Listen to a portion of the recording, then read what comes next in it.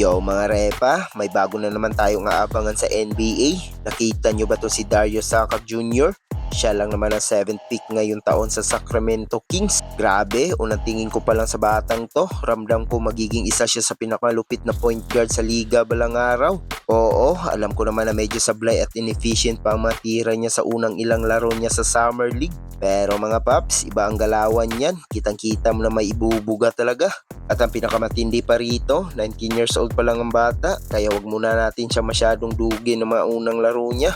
Kumbaga, nangangapa pa, nag-a-adjust pa sa matitinding kalaban sa NBA. Normal lang yan sa mga rookie, di ba?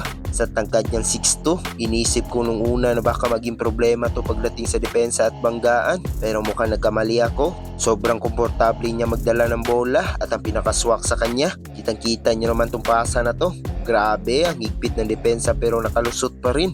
Ang lupit din nung unwan play niya, talaga may control sa katawan. Para sa akin, parang ang bagal ng takbo ng mundo para sa kanya kapag nasa loob ng court. Sobrang kalmado, yung tipong kahit seconds na lang ang natitira, nakakapag-desisyon pa rin siya ng tama kung ipapasa ba o ititira. Kaya nga marami ang nagsasabi na parang nakikita nila sa kanya ang nino ng isang Allen Iverson 2.0 dahil sa bagsak ng katawan at lakas ng loob niya. Sa laro na to, nakapagtala siya ng 19 points at 7 assists. Medyo marami pang sablay sa field goal. Pero ang pinaka nagustuhan ko sa batang to, may accountability siya.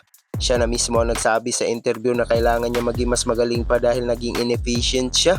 Iyan ang mentalidad ng isang future star. O ano sa tingin nyo mga repa? Kakasaba to sa NBA o hype lang? Comment yan sa baba at huwag nyo rin kalimutan mag-like at subscribe para lagi kayo update sa mga kwentuhan basketball. Hanggang sa muli, peace out!